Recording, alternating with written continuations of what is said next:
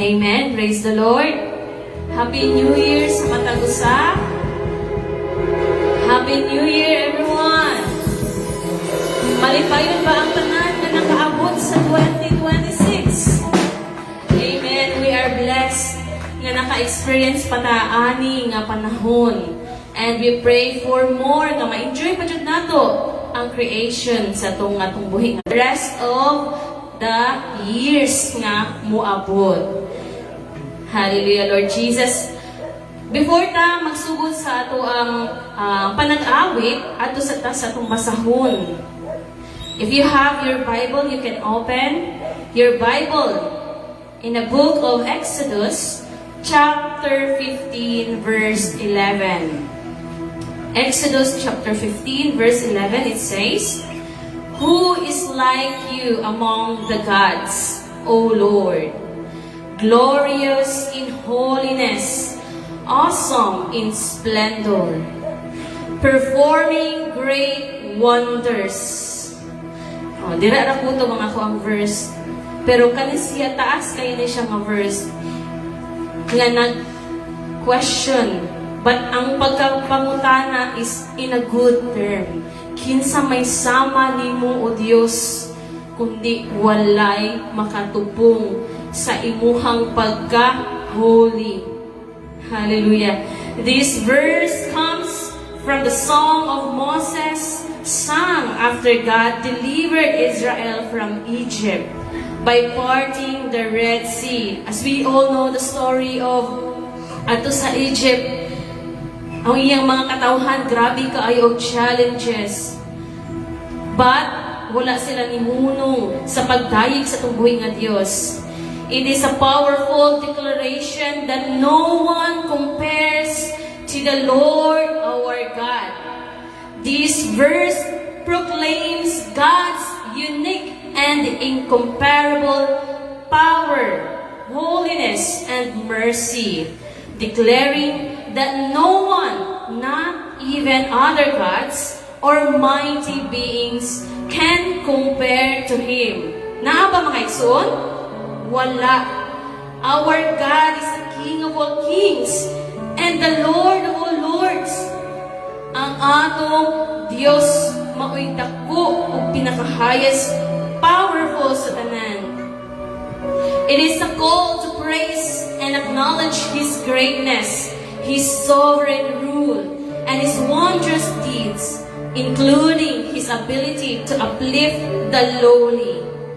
Then, let this verse lead us into bold and heartfelt worship when we remember who God is. Throughout the years nga nilabay sa ito ang mga na-experience mga igsoon, our God deserves nga i-remember ang iyahang pagka-goodness, ang iyahang pagka-faithfulness. When we remember who God is and what He has done in our deliverance, provision, healing, and victories, praise becomes our response, not our obligation. Dili lang na dinhi sa itong church mga igsoon ang pagdayeg sa tumbuhi nga Dios. Thank you, Lord. Ako mag-iawag ang mga room. Yes, so Jesus, hallelujah, Lord. You are holy, O Father God. You are magnificent, O Lord. Mighty and wonderful, O God. And no one can compare to you, O Lord. You are higher, O Jesus. Hallelujah, hallelujah to your name, O God. We thank you, Lord, because you are faithful in our lives, O God. We thank you, Lord Jesus, because you sustain us, O Lord, with your favor, with a blessing, with all the things nga imong gibuhat sa matag usa, O Lord, sa among pamilya, sa among negosyo, sa pag-eskwela, O God, sa trabaho, O Lord, sa tanan-tanan, O God, nga among ibang buhat. You remain faithful, O Father God. And Lord, bisan pa man ni Ana, O God, we are grateful, O Lord. We are thankful, O Jesus. Tungod kay tapos ka, O Lord, sa amo ang pagpasalamat, O God. You owe us, O Lord, our lives, O God. Lord, among ihalad kanimo, God. Himuha nga putli, Lord, ang among kasing-kasing. Make us new, O God. Make us pure as snow, O Lord Jesus. With your blood, O God. Thank you, Lord, for your mercy and for your grace, O God. Thank you, Jesus, because imo minggi luwas, O God, sa mga kasalanan, O Lord. Thank you, Father God. Hallelujah, Lord. Make us pure, O God. Make us white as snow, O Lord. Thank you, Jesus. And Lord, we pray, Father God, that as we sing song to you, Lord Jesus, as we lift up our voice, O God, make us worthy, O God. Yung kinipagkanta na mo, Lord, mahimong humot nga incense, O God, inhasa mo mga tiilan, O Lord. Huwag mapalipay ka na mo, Lord God, sa mong mga pagdayig o pag-awit, O Lord. Hallelujah, Jesus. Thank you, Father God, sa tanan-tanan mong pagabuhaton na mo, Lord God, even for this day, O Lord. May we, Father God, nga mahimang successful, O Lord, ang among panimbahon, O God. O mapuno kami, Lord, sa imuhang, sa wisdom, O God, nga among mapaminaw, O Lord. And even, Lord God, mapuno kami sa pagdayig sa imong ngalan, O Diyos. Thank you, Lord, Father God. We give you praise and honor, O Lord. We give you thanks, O Father God, because no one else like you, Jesus. Hallelujah, hallelujah. In Jesus' name we pray. Amen and amen. Let us stand up and praise the Lord. Hallelujah.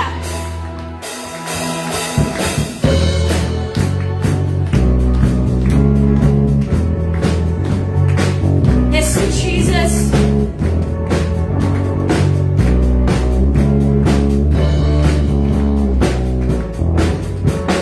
Who is like the Lord? There is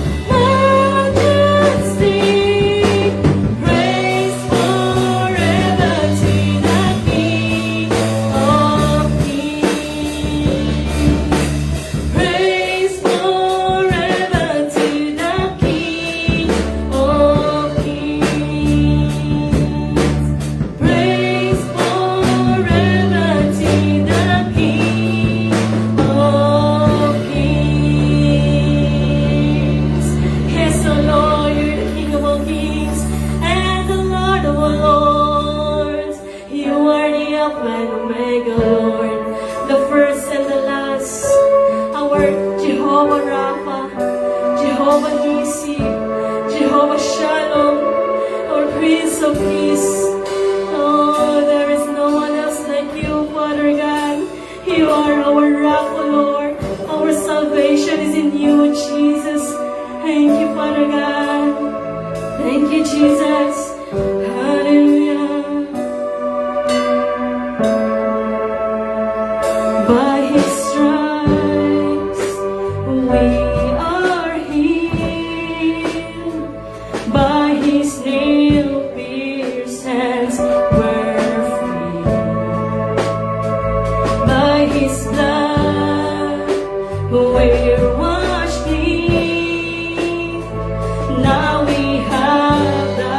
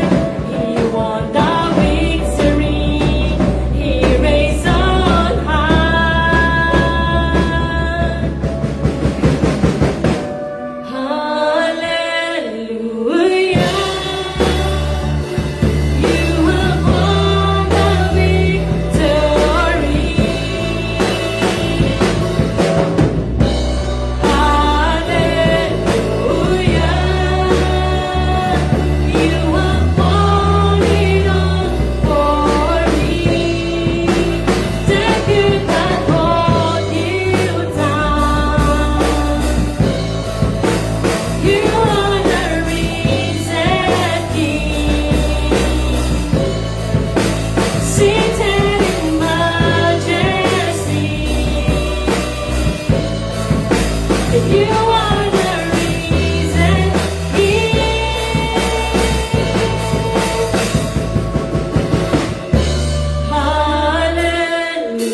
Hallelujah. You have won the victory.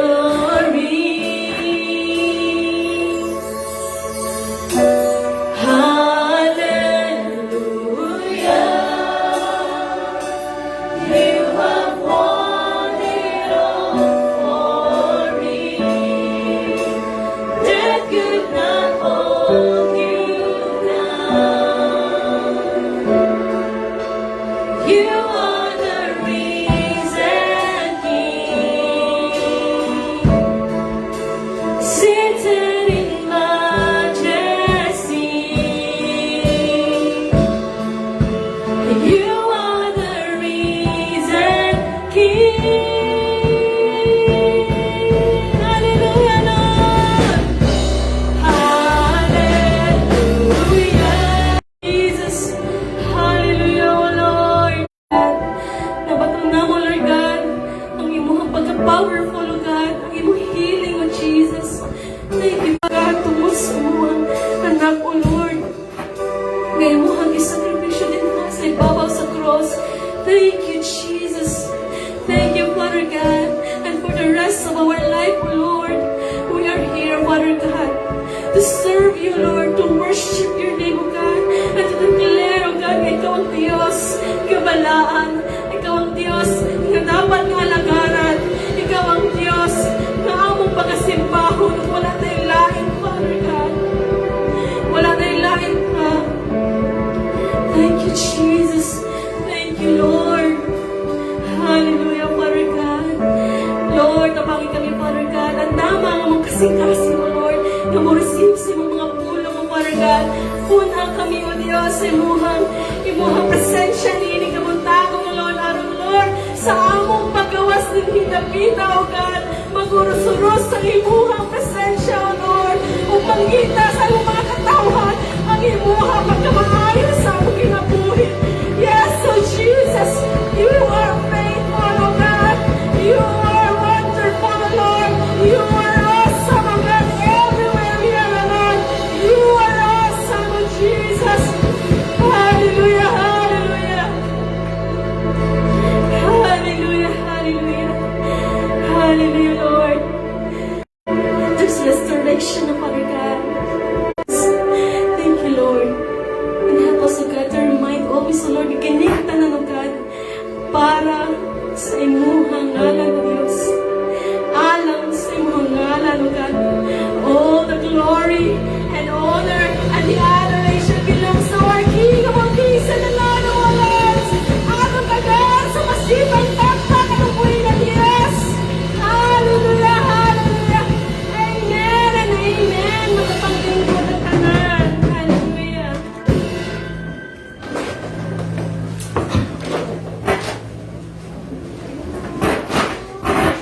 Unang linggo sa ating lahat. Ngayon po ay ating tithes and offering, ang paghahandog po para sa ating Panginoon.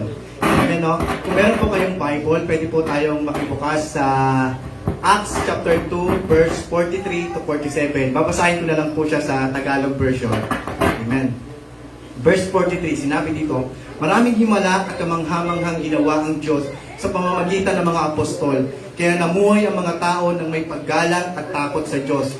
Verse 44, maganda ang pagsasamahan ng mga mananampalataya at pinag-isa-isa nila ang kanilang mga ari-arian para makabahagi ang lahat. Verse 45, ipinagbili nila ang kanilang mga lupa at mga ari-arian at ang pera'y pinamahagi nila sa kanilang mga kasama ayon sa pangangailangan ng bawat isa. Verse 46, araw-araw ay nagtitipon sila sa templo at naghahati-hati ng tinapay sa kanilang mga bahay. Lubos ang kagalakan nila at sa kanilang pakikipahagi sa pagkain at palagi silang nagpupuri sa Diyos. Nagustuhan sila ng lahat ng tao, araw-araw ay dinaragdag sa kanila ng Panginoon ang mga taong kanyang inililigtas. Amen po, no? Isa po sa napansin ko po sa mga early Christian po, sa mga early church po dito sa Acts chapter 2 po, no? Na kahanga-hanga po yung samahan ng mga mananampalataya noong unang panahon po, no? at pagmamahal nila sa gawain ng ating Panginoon. No? Ang nais ko po dito, yung passage po dito sa verse po na aking napili po to share, yung yung unity po ng mga early church po dito sa Acts po, no? Yung unity po nila sa kayong pagmamahal po nila sa gawain ng ating Panginoon po, no? Ganun na lamang po yung pagtutulungan nila at pamamahagi nila ng para ibigay dito sa church. Ang sinasabi ko po at sa mga kapwa nila mananampalataya po, no? Yung pagmamahal nila sa kapwa nila mananampalataya. Kung nabantayan niyo po, no, yung church po natin, no, yung urgency po ng pag-build po ng church po natin, no, talaga po kinakailangan na po talaga sa panahon natin, no. Nakita niyo po na marami pong mga tulo, marami na pong mga dapat palitan po sa ating church, no. Kaya naman po, no, ito po yung napili kong verse po, no, para po na bilang isang mananampalataya po ng Panginoon, na kahanga-hanga po na matutularan po natin yung mga early church po, no, kung gaano nila tinutulungan po yung gawain and ministry po ng mga apostol po nung unang panahon po, no, na hindi po sila po na no. Diba, marami po kasi pong nagsasabi na yung 10% na naman yan, mga born again, 3% yan, hindi na naman yan, kasi na tayo, under the grace na tayo ng Lord, hindi na tayo under the law, no? Pero no, kung mababantayan niyo po, no, yung mga early church po, no, practice po nila noon, mas matindi pa po sa commandment ng 10%. Kasi po, even sa magandang tahanan, magandang kalagayan, pero yung ay panalanginan po ng Panginoon ay guba, or sira, o hindi maganda. Siyempre, ang Diyos po, nalulugod po siya pag once na po yung kanyang bahay, panalanginan po, ang kanyang templo po, disente po, talagang nagagamit po ng maayos. Amen po. At pinagpapala po ng Diyos, at pinagpapala po yung mga Diyos na marunong po na mag-care o mag-support sa kanyang gawain. Dahil sa atin pong pag-care po sa gawain ng Panginoon, mas madali po nating maabot po yung mga taong wala pa po dito. Kaya dito po, makita nyo po dito, sinabi po dito sa verse 47 na araw-araw dinadagdag sa kanilang Panginoon ng mga taong kanyang inililigtas. So, kung tayo po magtutulong-tulungan po tayo at marunong po tayo mag-care, ang Diyos po mismo po ang magdadala para sa atin ng mga makakasama pa natin dito na kanyang mga inililigtas. Amen po? Amen. Bibigay ko po yung mic para sa mag-aalay ng kanta.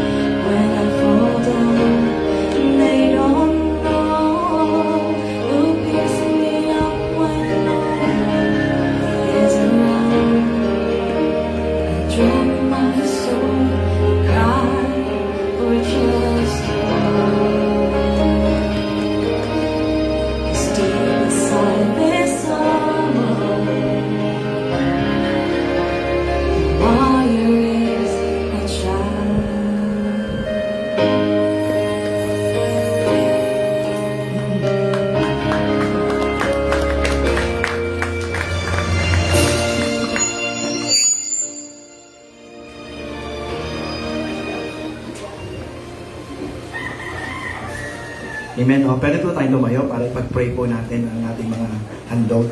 Amen. Layas po natin. Hallelujah, Lord Jesus. Hallelujah. Ama naming Diyos na banal na dakila at makapangyarihan sa lahat. Lord, maraming salamat, Panginoon, sa panibagong taon, Panginoon, na ipinagkaloob mo sa amin, O God, na kami, O Lord, inanatiling malusog, malakas, Panginoon, at narito upang sumamba sa iyo at magpuri sa taon na ito ng 2026, O Lord Jesus, Panginoon. Maraming salamat, Panginoon, sa mga pagpapala at biyaya mo na aming natanggap, O Lord Jesus, Panginoon. Dalangin po namin, O Lord, kung paano mo kami sinamahan, O God, sa nakaraang taon, O God, ng 2025. Samahan mo kami muli, Panginoon, sa taon na ito ng 2026, O God. At pagpalain mo pa kami, Panginoon, upang maging pagpapala rin kami, Panginoon, sa iyong ministeryo, O Lord Jesus, sa iyong gawain, O God, at maging pagpapala kami sa aming kapwa, O Lord Jesus, Panginoon. Panginoon, pagpalain mo po, Panginoon, ang bawat handog na ito, Panginoon, ay pinagkaloob sa iyo, Lord, ng iyong mga lingkod, O God.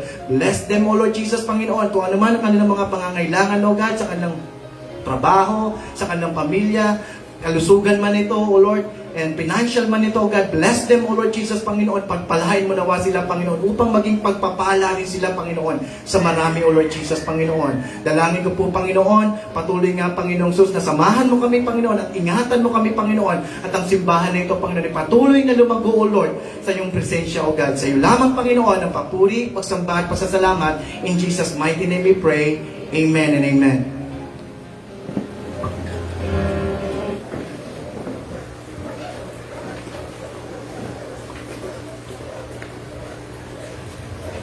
Isaiah chapter 43, verses 18 to 19. Forget the former sins, do not dwell in the past. See, I am doing this. Now it springs up. Do you not receive it? I am making a way in the wilderness. Isaiah chapter 43, verses 18 to 19. Amen.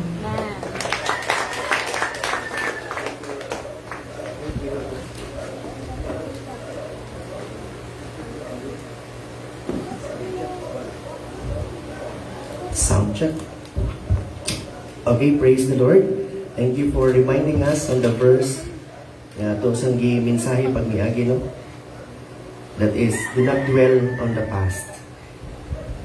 And we will not dwell on bad things nga nahitabo sa 2025, but we will look forward, move forward to great things sa 2026. Amen?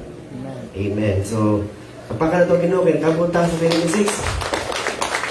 Praise the Lord, because it's an achievement nga nahimutang nakalatas sa mga trials sa miagi nga tubig. And padayon tang mo mga lagad sa Ginoo para mas mahimong makaton pa kita sa iya, ha?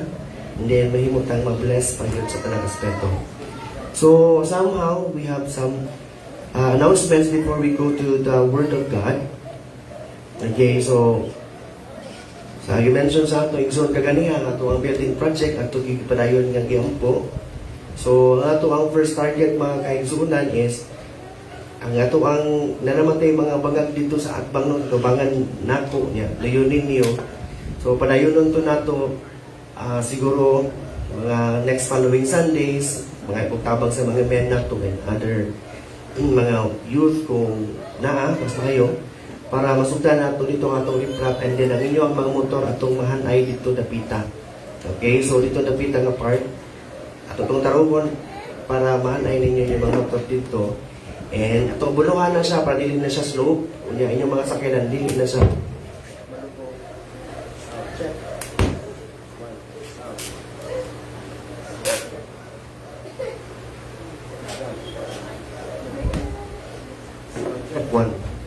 Okay, so para ang inyong mga sakyanan dili sa palubog is rope siya. So that's actually our mga plano. And once ma-okay na siya mga kaigsunan, we could start sa atong mga haligi.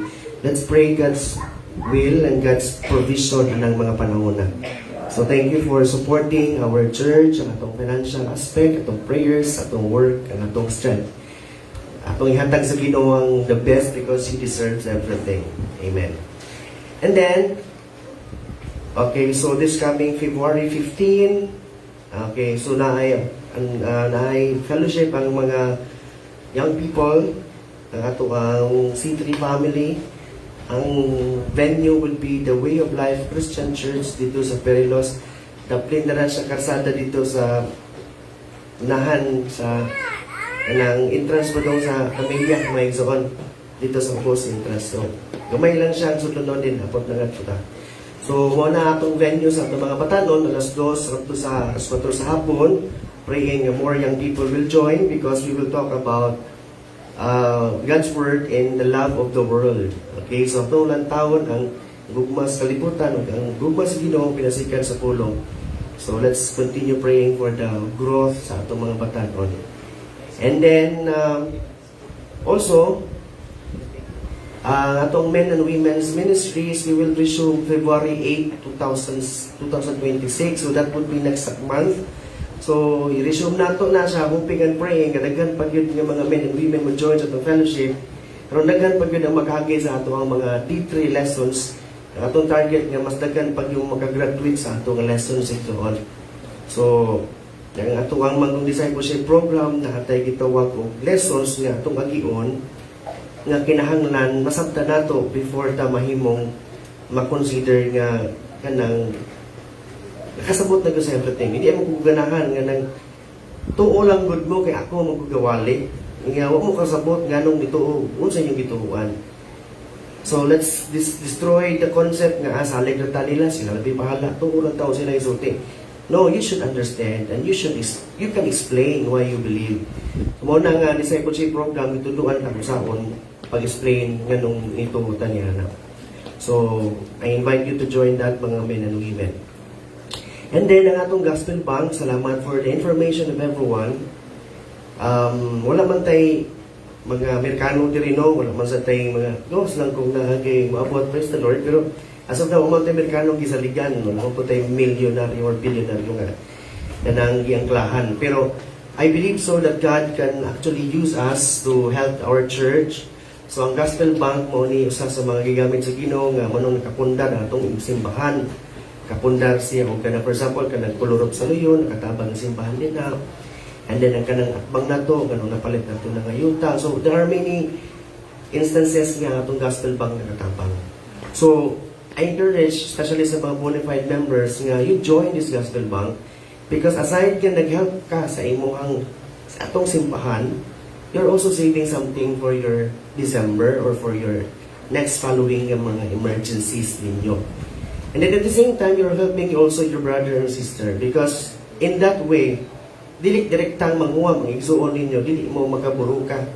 Dili man ka mong maningil, uwa mo ta maningil, igsuon din nato.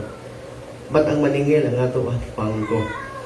But nakasabot yun nga because we do that for the good of the church and for everybody. So if you want to join, just look for Sister Colleen. Wala man sa Annabelle karon. And today also was the first Sunday sa ato ang savings. I encourage you to save. Kanang bangkuha, wala ka na encourage para mangutang mo. But i-encourage ta mo nga mag-savings. And in case of namo emergency, you have somewhere to go. Okay? Nga at the same time, makakwarta mo sa inyong ihulman.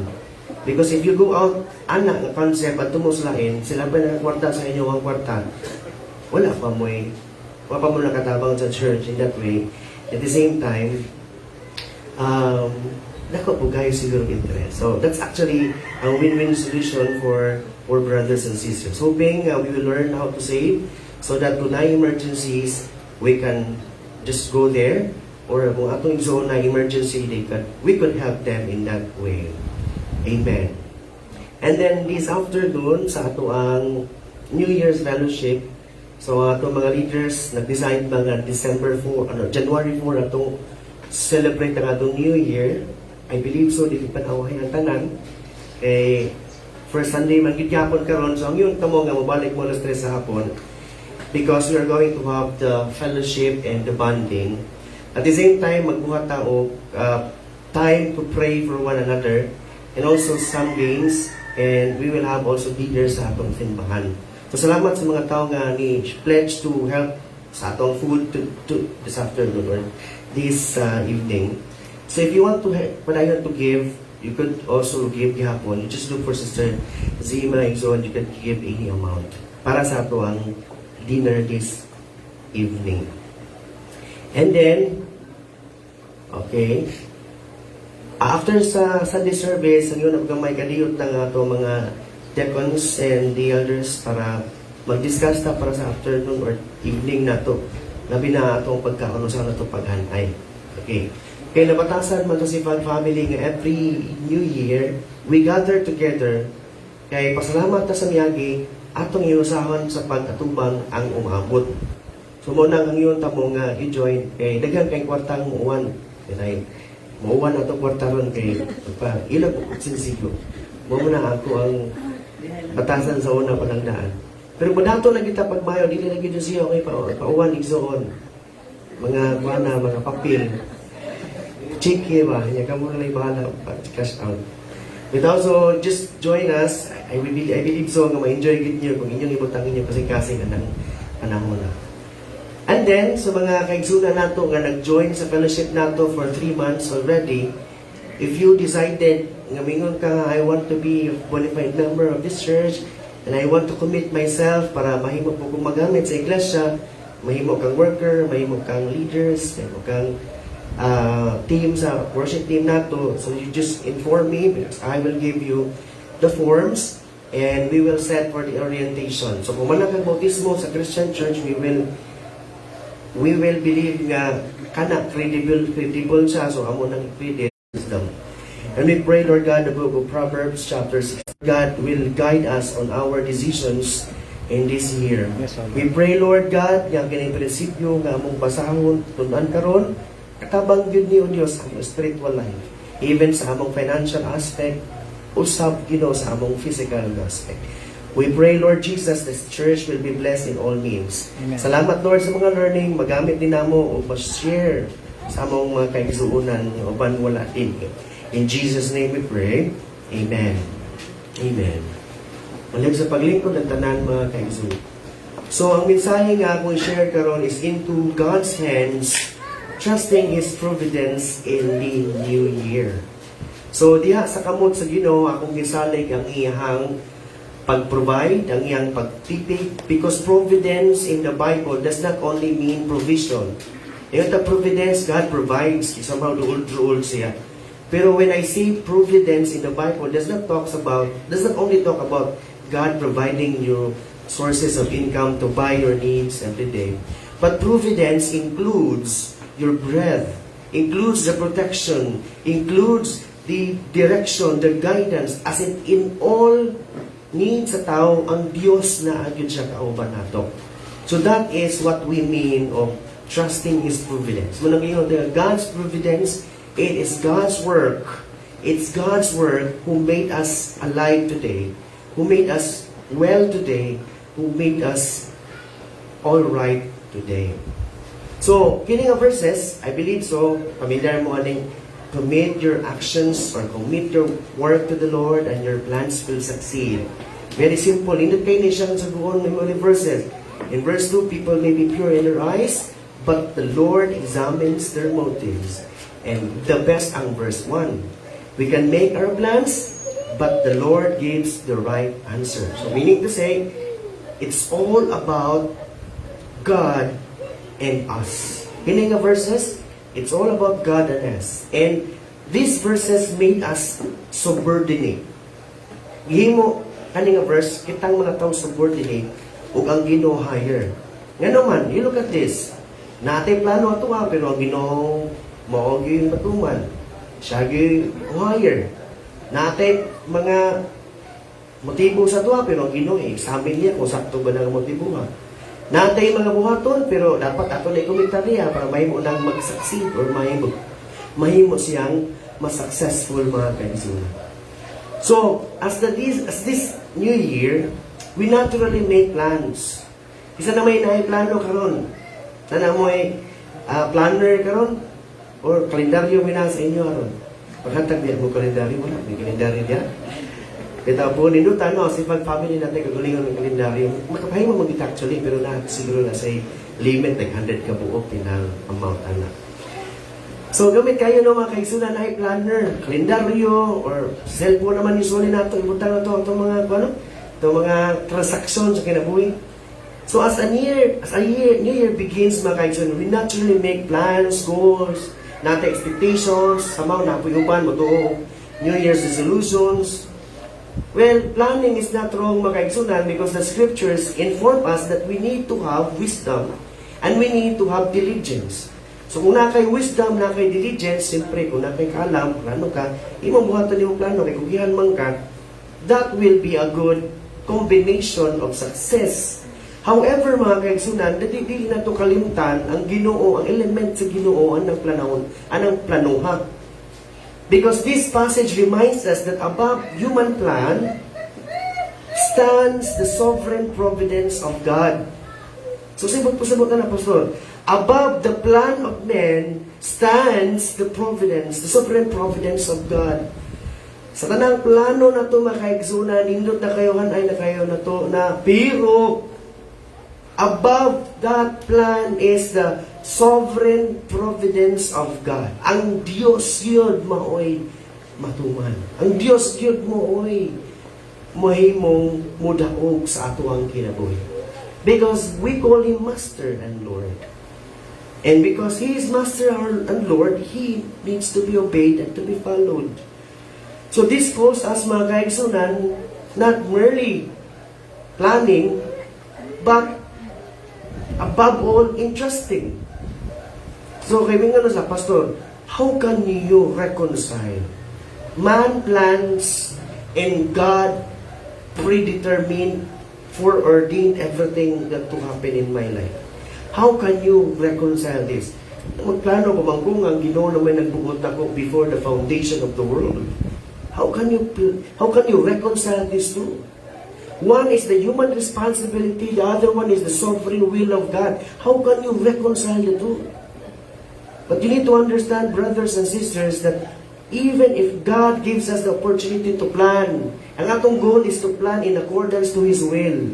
Ang iyang gusto is, we plan accordance to His will. So kung iyang atong plano accordance to His will, then there is no need to reconcile the human responsibility and the sovereign will of God because we plan in accordance to His will.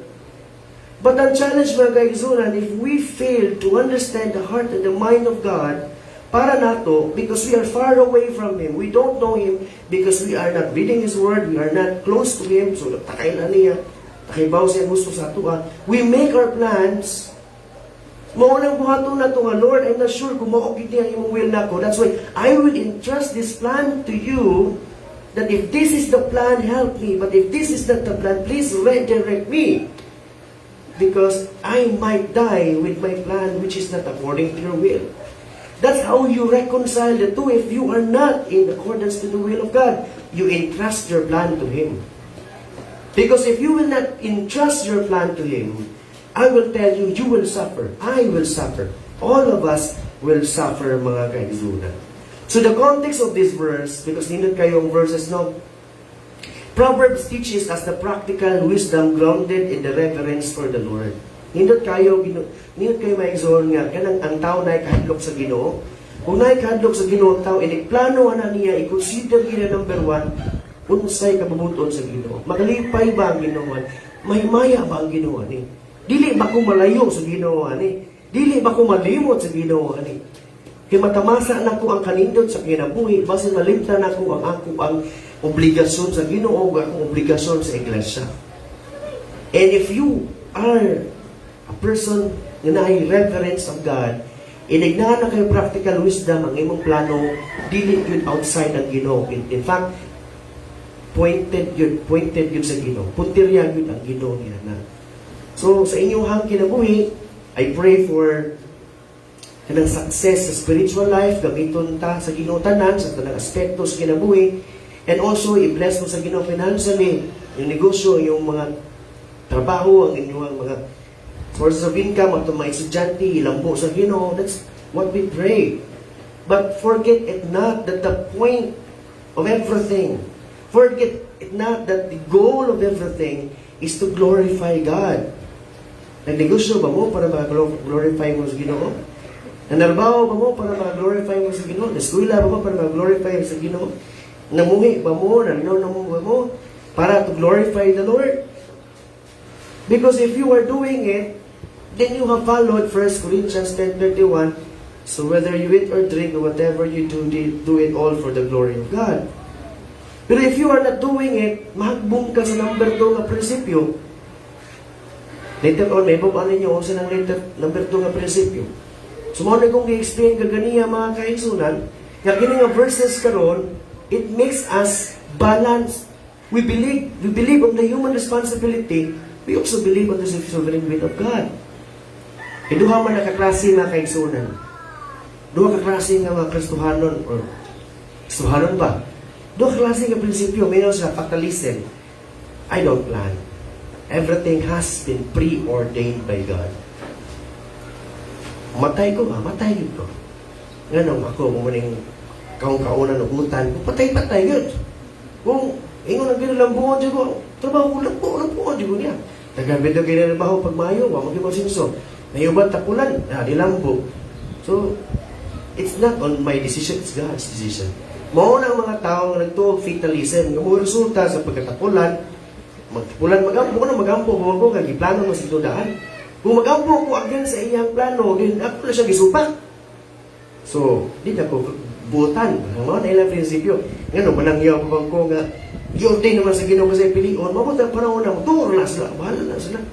Di na kailangan sudian sa mayong balita, kay muturo na sila. Muna yung mga tao fatalism. Napoy mga tao nga naay prinsipyo sa kitawag ng free will. Ang Ginoo way labot sa atong pagkasinso, Ginoo way labot sa atong pagtuo, at tuwa ng desisyon. Kung masinso ka, it's because buutan ka, tarong ka, may diskarte, o napriso ka, tungkol kay patungon ka, way labot ng Ginoo. So kung magplano ka, ayun na sa will of God. Kaya kitalahan naman kanya free will sa imuharto sa imong kinabuhi. Buutan na kung makaigsun, asa mo aning duha. Kaya kung naamo rin duha, nasayop yun mo.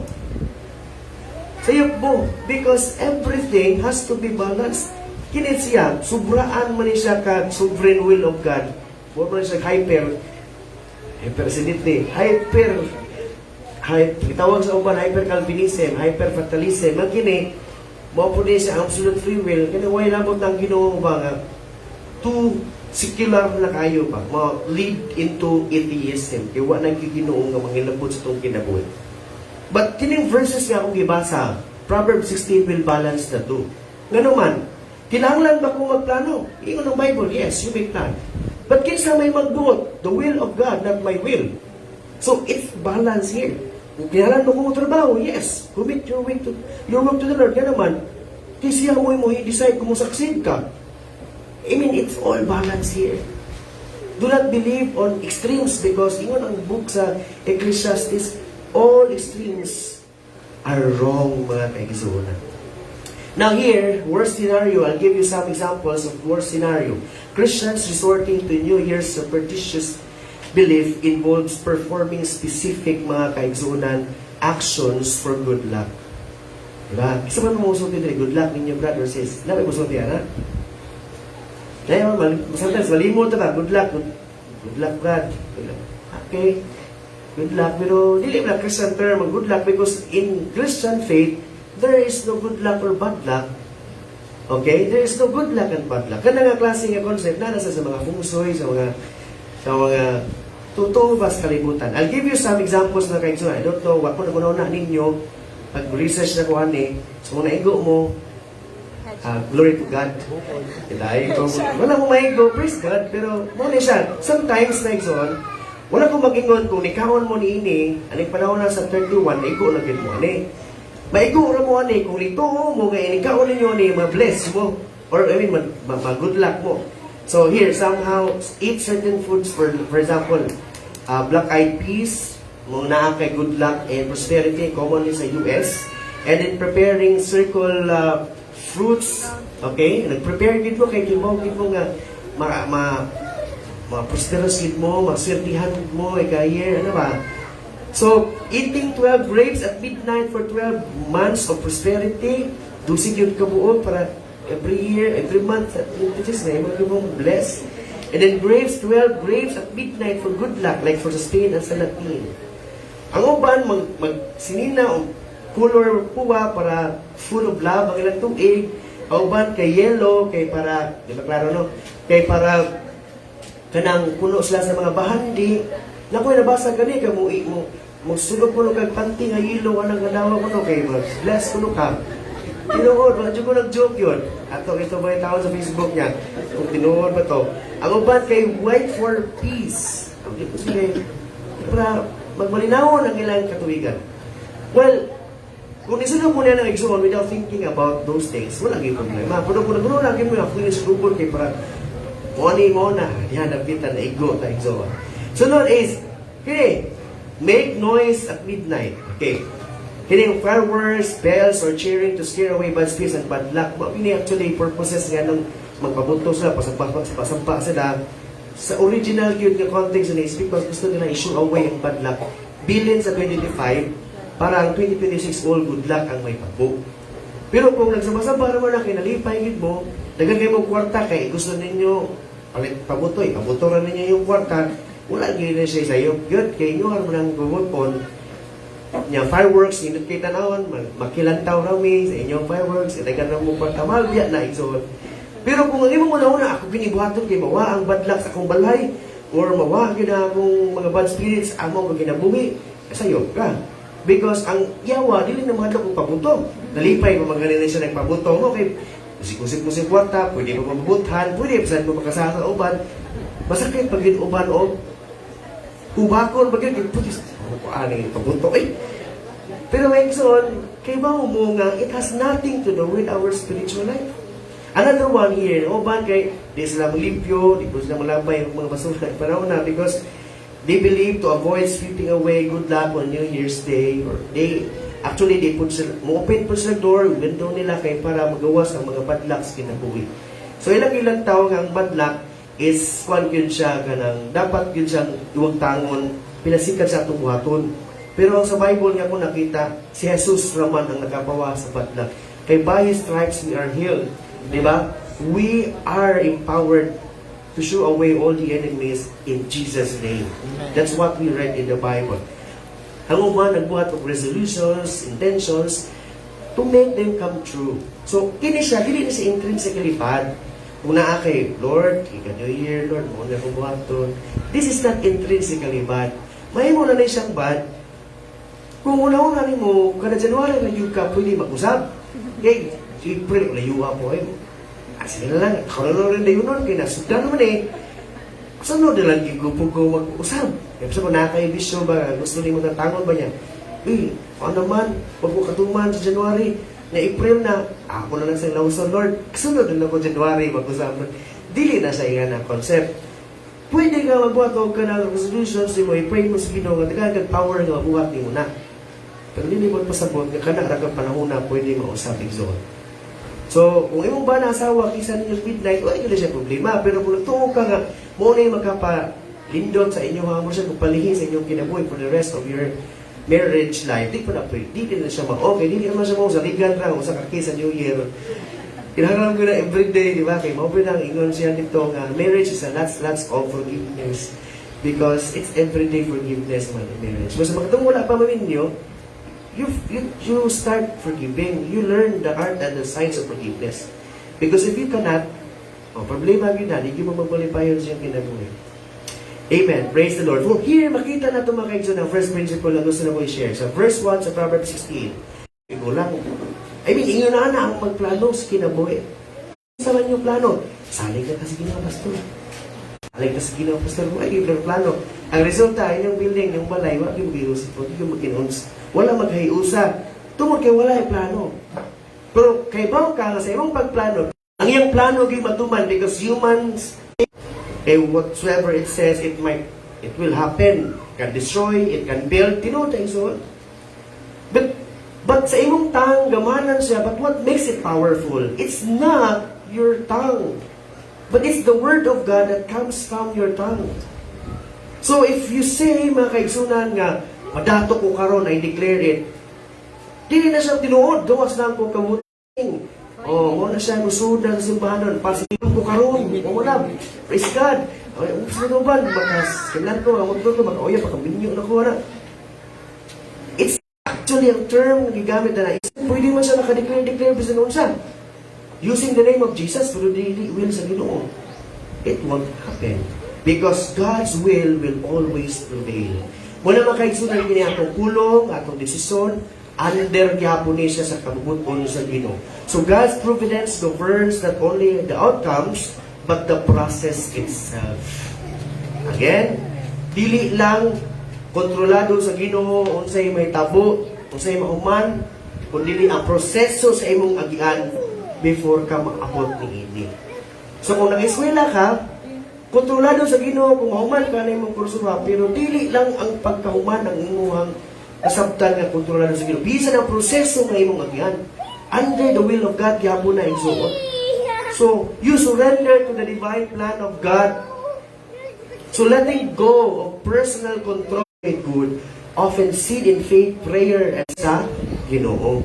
Dili kay ang plano sa Ginoo i-align sa ato ang plano. Kay nabali na may igsuot nga, Lord, nananiya ako ang himo nga mensahe sa wali. Ginoo, I pray nga imo ang tumuton. Imong pulong ma-align sa akong mensahe. Sayop naman na sa igsuon.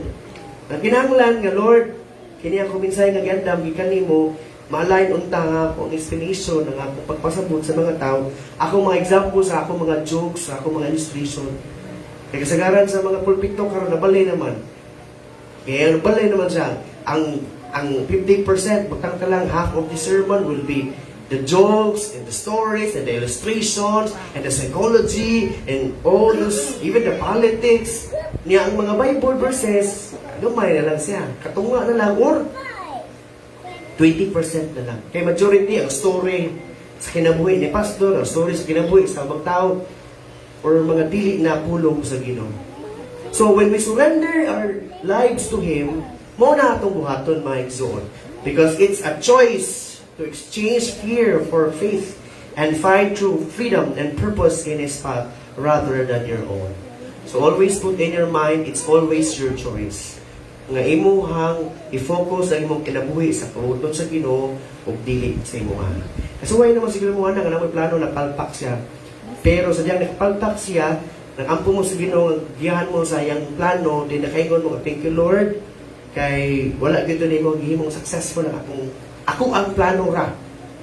Kaya kung nahimo pag yung successful na to, then mas dako ka daot ang naitabo ka nako. Ngayon na ang concept exon. Because God knew everything more than we know.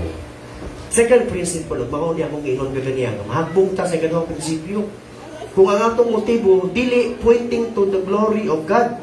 Proverbs 16:2, people may be pure in their own eyes. Sa kung tanaw, sakto niya akong motibo. Sakto na nila motibo, pure na sila. Pero di manina, dili kita ultimate judge of the intentions and of the motives. Kaya limitado nga itong una-una, di ta ka-penetrate sa kasing-kasing sa mga tao. But the Lord, ino din examines the motives. Naday ta examination sa Ginoo. Kung sa examination sa Ginoo, dili lang the act itself, but includes the motives. Di ba, Mike Zoon, mayroon ta. Ang kinabuhi, mura ta estudyante, nga ang Ginoo mo atong maestro, kita estudyante. Ang atong libro, mo ni atong Bible. Ni atong classroom, mo ni atong simbahan, dirita magwali, dita maminaw, di ba? Niya, inequally, makatunan ko na ito mo, ito i-apply na ito sa itong balay. Ina na mo tag estudyante sa concept ino na na.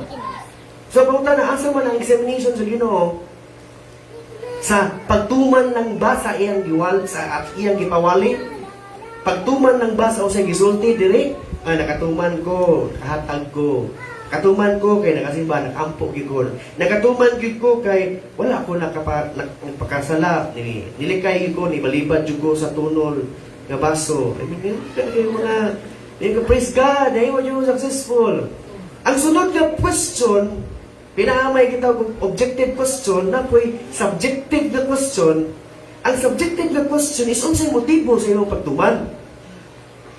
Kaya mo ba posible man nga sakto maayo kag binuhatan, perfect ang iyang objective test, kanang objective test, kanang ABCD, kanang true or false, kanang. Pero kanang subjective, kanang explain. Why? Kanang yan nga part ba? Sa akong exam, inanaw ko, sa mukha, sa mga why, sir, kanang explain, substantiate your answer, give your legal basis, yan ba? Kanang mga what is, sayo, na kanang, siguro, answer na yun. Pero di rin makita ng critical thinking kung nakasabot yun ang bata, walang nag-memorize, Kung makapasar siya sa akong question nga why and how, diri man ta makasagaran mga hagbong diri sa question na to sa Ginoo. Kay dili lang man ang i-question sa ganung examen sa Ginoo atong gibuhat, hasta man sad ang atong nganong gibuhat. Nganong wala buhata. It's amounting to motives, intentions. So mga kaigsunan, we often judge people using actions, pag-ibang na itong intention, but sometimes actions won't reveal the true intention. But God looks deeper at the heart, mga kaigsunan. A new year is a time for honest self-examination before the Lord. Nga, Lord, are all good things nga akong gibuhat really of the motive to glorify, to honor, to love you, to manifest my adoration to you? Or is it because of my personal agenda? Na ganahan ko ma-bless, ganahan ko makakwarta, ganahan ko malipay, ganahan ko, diba? It's like musulot kag simbahan. Ganun musulot kag simbahan? Haron ako ma-bless. Haron ako malipay. Haron ako ma-welcome. Haron ako ma-comforted. Wala man yun sa iyo pa ng mga butanga, but make it secondary sa motibo. But the first motive when you go to the church, you pray, you read the Bible, you give tithes and offering, you participate. The first purpose and motive is to glorify God, to obey Him, to show my love to Him, to respond in goodness, in gratefulness, in gibuhat kanako. It's all about Him. That's the right motive. And if you do good things, if you obey the Word of God with the right motives nga kung ingon, tumangin ang ingon nga pasar ka sa examination sa motives. Pero kung pananglitan ni tuman ng tag, ano nga magawa ni Galileo God? Kay kubuhon, gugubran niya, hubakon ko ba yan? Sakit niya, ko. Ganong mga anong muhatag magkakaisal pa para dili ko matunglo, Brad?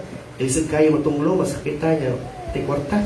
Nga simbahan juga. Ay, para Brad ka nang malikay ko sa mga kay kumot ba ko, may mo ito simbahan kay smile niya. Electric pan niya. Ang manamano, kakanta. Hindi itong mamati ba? Nga manangyaw ka, Brad. Ay, para gud managan ang simbahan ko kay para taga na magamot, inig natin amutan. I mean, kung yan ang inyong prinsipyo, nagbuhat mong sakto, nagtuman gid mo.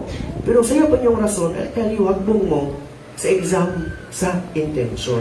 Unsa na gusto ng intention sa Ginoo, mao na siya mga kaigsunan, God's providence includes His wise and holy evaluation of our hearts. So let's make our motives right. Examine the true reasons behind your actions. Why am I doing what I'm doing? Why am I not doing what I am not doing? Nung wala ko nibuhat, anong gibuhat na rin ako? It should boil down to glorify God. Secondary anang to benefit my life. Na naman, ensuring they stem from sincerity, love, and desire to honor God and not from selfishness, showiness, or fear. Kaya pwede makakatag para makaibaw sila nga daghan kong kwarta. Or muhatag ko kayo para ilaha kong tanawon nga sa Brad, sis, ma'am, sir. Pwede wala, di ba? Because our internal why dictates our character and ultimate reward, requiring self-reflection, prayer, consciousness, choice to align our hearts with righteousness even if it's hard, mga igsoon. So, inay mo tapat, sakto nga motibo, Brad. Okay? Sakto nga motibo. Nganong, nanguyab ba kasi manguyab? Kaya nagugman ko niya. Mo ay sakto nga motibo. Dato mo gudi siya gud. Iguapa mo gudi siya. O engineer gud ni. Gani ko nun. Maestra na gud ni. Tagan ni gani loan. Dato gani. Tingnan na po ni Kuptan. Way barkong waliban na eh. Basta na i-payslip. Wala ko example lang kayo. So you should have the right motive. And that is to make our motive clean before the Lord. Ikaduha, ikatulo na lang ng makabilipisyo tayo. So, kaya dili man ta sentro sa Christianity. Sa iglesia, dili tao ang sentro. Ang Christianity, dili tao ang sentro. Kundi si Kristo mo ng Christian na. Muna yung gitawag sa Kristo. So, ito nga prinsipyo mga zona, which is the last principle that I'll share today, is entrust your work, your life to the Lord. Proverbs 16:3, commit your actions to the Lord, and your plans will succeed. Actions might be interpreted like work, or even life as a whole. a life as a whole. Because kining work ninyo, dako ba kining part sa inyong life. Kining inyong actions, dako ba kining part sa inyong life. So it could be translated to commit your life to the Lord, and your plans para sa imong kinabuhi will also succeed. The word commit, mga kaigsunan, means to roll something into another. This is an act of faith, mga kaigsunan, placing our responsibilities into God's hands. Ganahan kay ko sa prinsipyo sa Amerika mo, sa unang Amerika, very powerful, very boom kayo sila kay sa ilang kwarta, kisuwat yun nila dito, in God we trust. Diba? Diya sa Ginoo, ni sana ko. Kunya, kailangan God, ya, dili na siya God sa Roman Catholic Church or sa kanang gitawag na to SDA, sa Muslim kay specific man kayo to ang mga forefathers sa una kay they are actually reformers aning panahon na kay man sila sa England, di ba? Ang ilahang point is really on to the evangelical faith yun ang United States. If you like to go back to the history of USA, mao ginailang himin mo nang strong kayong evangelicalism sa Amerika because that's their root, mga kaigsunan. In God we trust. But the word God is really kanang very universal. Nga it could be all gods of Christianity, all gods of religion, masabtan sa mga tao diha. Pero kung imo tanaw ng istorya niya na ang mga tao nga gabuhat anang in God we trust, ang ilang gimin ana is the God of the Bible. What ang ingon to si George Washington, it's very hard to govern the nation without the Bible. And you look at mga kaigsunan, there are many Christian leaders America na believe sa Bible as the basis of their ruling.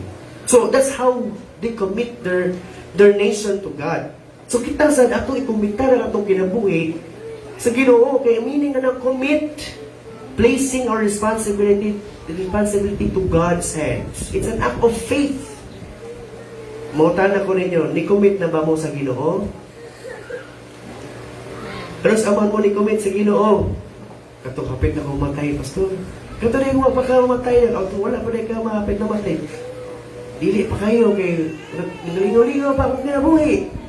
Mga kaigsunan din natin kinahanglan maghuwat pa, hapit ka matay, or nakas kalisod kaayo, para mabot na panahon, nga moingon na ta, Lord, ako na kumitanan, surrender na ko nimo. Naputi nga panyo, Ginoo, I surrender everything, I surrender all. No exhaust, commit yourself to Him, even if you are healthy, even if you have a lot of money, every moment of your life, you place your life to the hands of God. Wala sa lingin nga prutas nga atong kinabuhi. Wala sa yelo nga panty nga atong kinabuhi. Wala sa sinina nga puti or green nga atong kinabuhi. Wala sa kuyog na to atong kinabuhi. Asa ang atong kinabuhi? Nasa kamot sa Ginoo.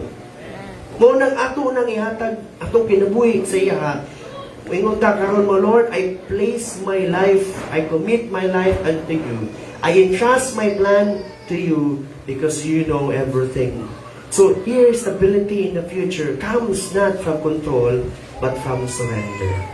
Ano yung ba, kontrolado na ko tanan? Tinood ba na? Control the things that you can control. But things that you cannot control, do not even dare. Because if you will do it, stress ang umaabot sa buhay. Kung stress maabot, masakit ha. If you cannot control it, then entrust it to the Lord. Can you control your very breath? You cannot control it. Control mo, matay mo ka. Can you control the situations in the future? You cannot. Pero, kontrolado ninyo. Sa iyong sudan, sa iyong kanon, kontrolado ninyo. Balik mo, masakit o high blood, yung masakit o diabetes. Kontrolado ninyo ang disiplina sa iyong kinabuhi. Pero things that cannot be controlled, because beyond sa inyong ability, then entrust it to the Lord. That's how I kanang share na ito, kanili ka ma-stress. Kaya kasagaran ako nag-research nga, nag-research sila nga, dagan kayo mga stress ng mga tao. Kasagaran sa causes silang stress are things that are beyond their control. So kung ang tao na puno, ingon dito, kay bawo siya mo give up, hindi nila kontrolado, hindi na sila ma-stress. Hindi naman ito kontrolado. Sa ilasad na, kabawa tayo mo na. Kita yun, sa ako, konsumisyon kay ko sa gobyerno, I will tell you honestly, government official ko, pero konsumisyon kay ko sa itong gobyerno ron. Pwedeng briganang di maayog yun. Beyond sa akong control naman na. But sometimes akong control na kung kinabuhi. Ginoo na bahala, Ginoo na kasi ako gyud kumintan tanan gyud kung stress yo pag mayo samot gyud kasakit aning langya ngano man grabe gyud ka mangtas ang ang kadautan karon igsoon. Ato i-trust na sa Ginoo. Biyan sa itong mahimo, musulti na sa itong prinsipyo, mubutang ito sa insakto, buhata sa mga maayo, pero beyond that, let's entrust them unto the Lord. Yan naman, dili ka ma-stress, ma-exoon. So entrust your life, your work, and everything to Him. A spiritual call to surrender and trust in God. So meaning to say, exoon, kaya yung atong buhatan karon is atong i-offer ang atong goals, decisions, efforts sa divine guidance sa Ginoo, then mangita ta sa iyang kabubuton para sa ato para makaplagan nato ang tinuod nga fulfillment, kusog o purpose na tay katuyuan sa atong kinabuhi. Because it's about active faith, not waiting passively, but working alongside finding success, not just in worldly outcomes, but in alignment with divine purpose and glory, bringing peace and guidance through the challenges. Always you put that in your mind, I need to align with the Lord for me to be safer, to be the safest. Align o nang itawag na itong entrust. Atong isalig sa Ginoo mga kaigsunan ng atong kinabuhi 2026, na ang inyong dagan sa iyong negosyo, dagan sa iyong pag-eskwela, dagan sa iyong pamuhi, panarbaho, dagan sa inyong pamilya, mahimong intact mga kaigsunan, because God is working, God is holding, God is controlling us mga kaigsunan. So here, the application for this new year is that plan prayerfully. So when you plan, always pray. Start and the end, always pray. Pray, Lord, as I plan, guide my mind, guide my heart, guide my everything. Para kini ako mga biases, akong feelings, biases sa akong pagka-human frailty, dili ni siya mag-apekto sa akong desisyon. Lord, examine my motives, Ginoo. Kung bati akong motibo, correct my motives. Make my motive, Lord, biblical, God-glorifying, and true and sincere. Mutabang ko, it's because I want to be a blessing. And I want to honor you. Ano ba siya? I want to honor you. I want to help because I want to honor you. And then here, tulo mga kaigsunan, you commit outcomes to God. So, kung sa mga plano ninyo, naagyo na yung mga outcome. So, kung papalpak ang plan A, you go to plan B. But remember, igsuon, kung mapalpak na, don't blame God. God might be teaching you something. God might be teaching you another thing. So, you go for plan B. Pray again. And then once you're successful na, don't forget God. Give thanks to Him. Okay? Para dili ka mag-guilty zone of ungratefulness. Ingrata. Kasi ma-declare ta sa Ginoo persona non grata. Dili ta welcome sa iyang presensya kay pakitay. Di ta ka mao pasalamat sa iyang mga kaayo. Trust Him with success and failure.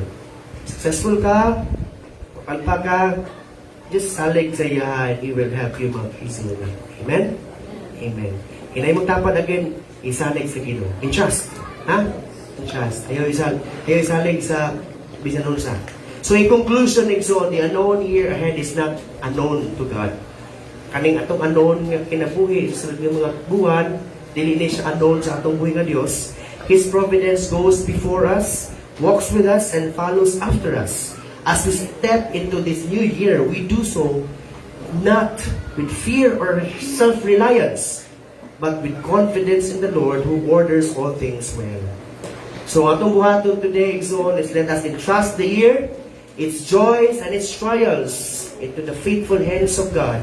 Because Scripture says in Psalm 37, verse 5, parallel verses, commit your way to the Lord, trust in Him, and He will act. Amen? Amen. Magpaga na ito atong Diyos, Exalt. Let's all rise. Let's just pray first the message na ito na dapat. Heavenly Father, we thank you because you are powerful in us. Thank you for reminding us, Lord, this new year that we will entrust our lives into your hands because your hands is the most powerful hand, is the most loving hand, and we are safe, we are provided, we are sustained in your hands, oh God. Lord, among mga pag-ampo, ang among itong pamilya namo, matag membro, matag kaigsuunan namo, mga wala din Ginoo, I pray, we pray that we will be able to entrust our lives to you.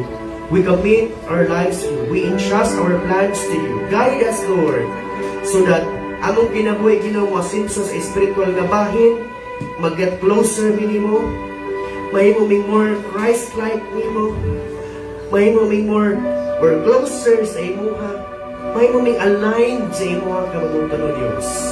Even sa among financial nga bahin, salamat usab Lord sa imong pag-provide. Padahanon ka sa paghatag sa among giginahanglan o Diyos. Pagpalambo Ginoo sa among mga negosyo. Pagpalambo o Diyos sa among ang mga gipangbuhil sa among mga kabatanunan, mga bata o Diyos sa ilang pagtungha. Bless us Lord Jesus. Salamat usab Ginoo sa may panglawas, kaayuhan. Salamat Ginoo sa proteksyon, sa kusog, sa kinabuhi. Among giniklara Ginoo, mahimo kaming kanunay healthy. Mahimo kaming kanunay blessed. Mahimo kaming kanunay useful sa imong ministry.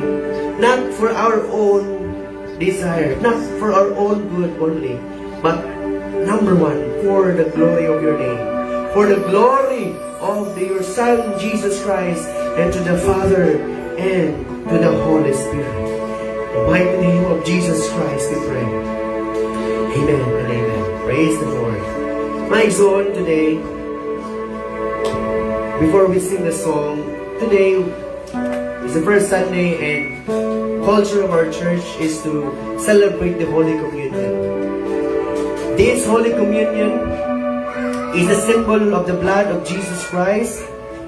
It is a symbol of His body.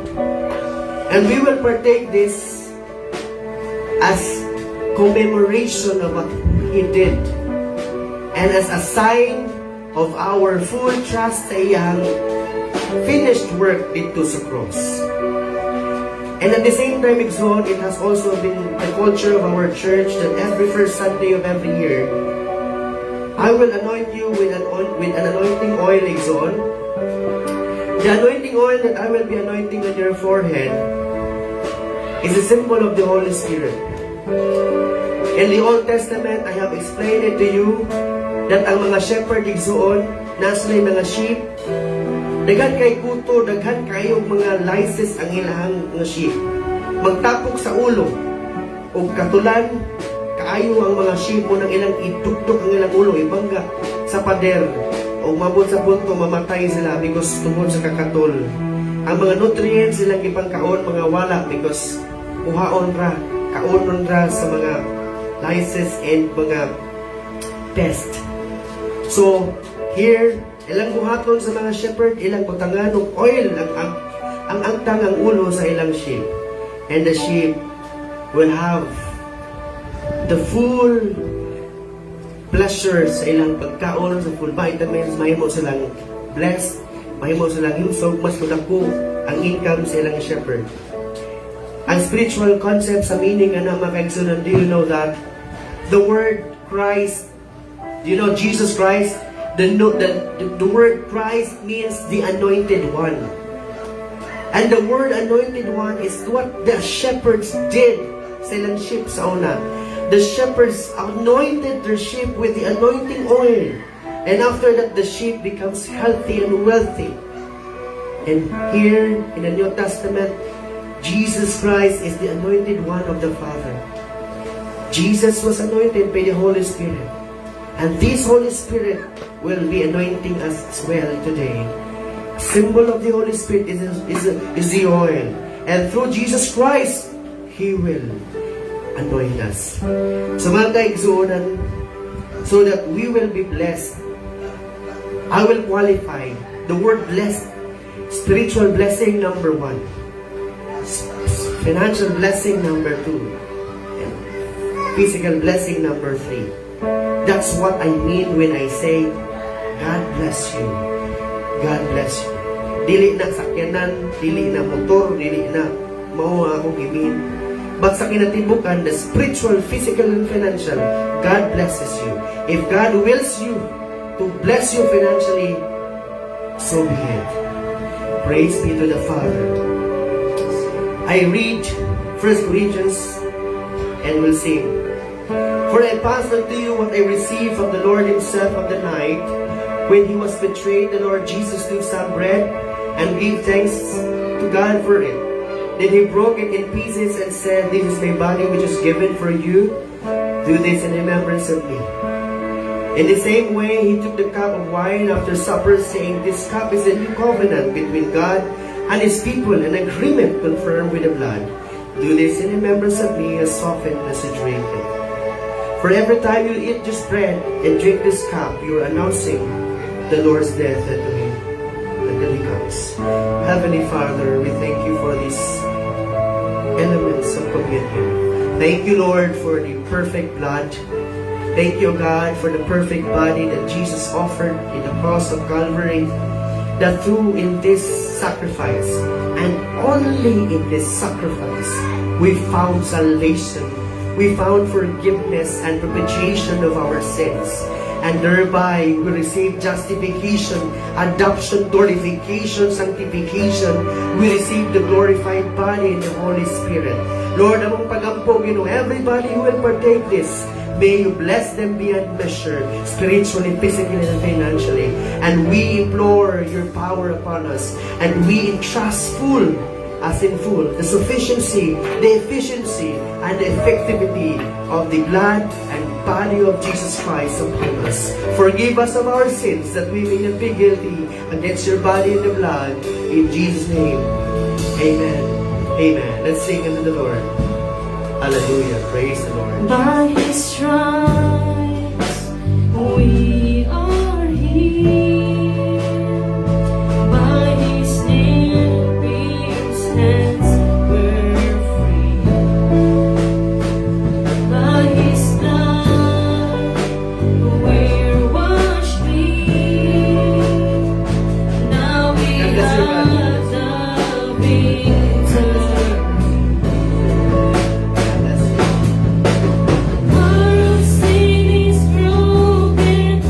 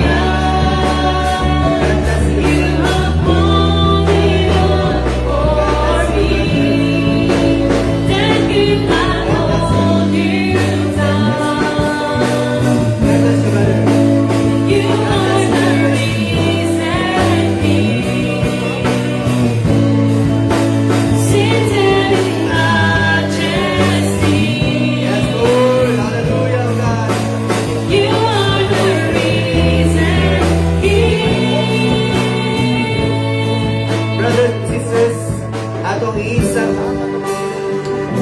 ang unleavened bread. Heavenly Father, this is the symbol of your Son, the Lord Jesus Christ. His body is the perfect sacrifice of our sins. Lord, as we partake this, forgive us of our sins that we may not be guilty against His body. And Lord, may this be the grace that will shower us your presence in Jesus' name. At yung saan sa pagkarizon.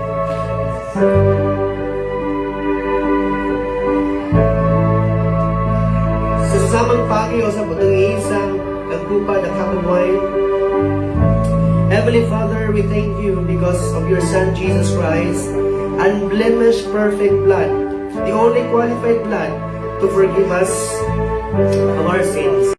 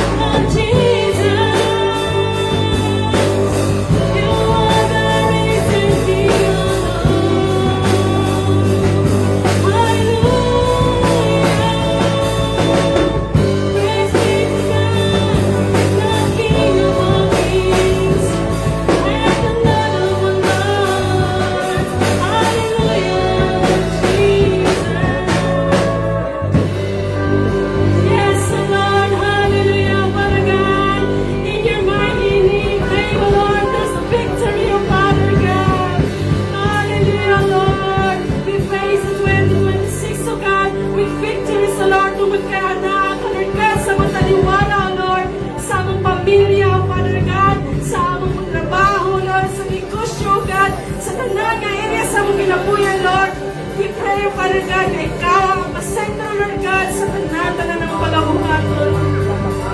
Lord, remind us always, O God, na nakakakanunay, O God. Remind us always, O Lord, na tanatan ng pagkabuhaton, O God, all for your glory, O Lord Jesus.